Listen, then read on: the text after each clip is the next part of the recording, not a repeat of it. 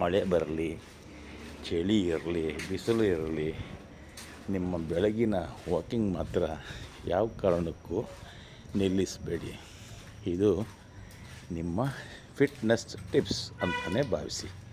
ಯಾಕಂತೇಳಿದರೆ ನಮ್ಮ ದೇಹ ಮತ್ತು ಮನಸ್ಸಿದೆಯಲ್ಲ, ಅದು ಏನಾದರೂ ನಾವು ಮಳೆಗಾಲ, ಮಾನ್ಸೂನ್ ಜಾಸ್ತಿ ಇದೆ, ವಾಕಿಂಗ್ ನಿಲ್ಲಿಸೋಣ, ಮಳೆ ಕಡಿಮೆ ಆದ್ರ ಮೇಲೆ ಮಾಡೋಣ ಅಂತ ನಿಲ್ಲಿಸಿದರೆ ನಮ್ಮ ದೇಹ ವಾಕಿಂಗ್ ಅಭ್ಯಾಸದಿಂದ ಹೊರಗೆ ಬರುತ್ತೆ.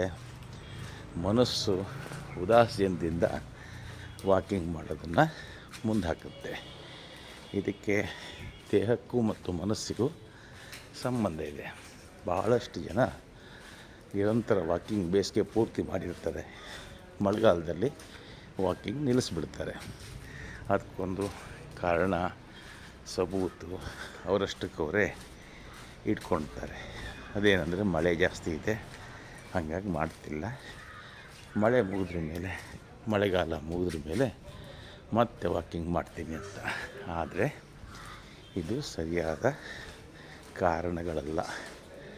ನಿಮ್ಮ ದೇಹಕ್ಕೆ ಮಳೆ, ಚಳಿ, ಬಿಸಿಲು ಏನೇ ಇದ್ದರೂ ಕೂಡ ಬೆಳಗಿನ 1 ಗಂಟೆ ವಾಕಿಂಗ್ ಇದೆಯಲ್ಲ, ಅದು ನಿಮ್ಮ ಸ್ಥೂಲಕಾಯವನ್ನು ನಿವಾರಿಸಲಿಕ್ಕೆ ಭಾಳ ಉಪಕಾರಿ.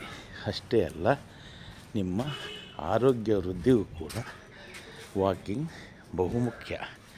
ನೀವು ನಿರಂತರ ವಾಕಿಂಗ್ ಮಾಡ್ತಿದ್ರೆ, ನೀವು ಚಟುವಟಿಕೆಯಿಂದಿದ್ದರೆ ನಿಮ್ಮ ದೇಹ ಆರೋಗ್ಯದಿಂದ ನಳನಳಿಸುತ್ತದೆ. ಇದು ನನ್ನ ಸ್ವಂತ ಅನುಭವ.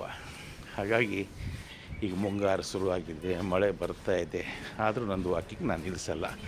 ಮಳೆ ಬಂದರೆ ನನ್ನ ಹತ್ರ ಛತ್ರಿ ಇರುತ್ತಲ್ವ, ಅದೇ ಸಾಕು.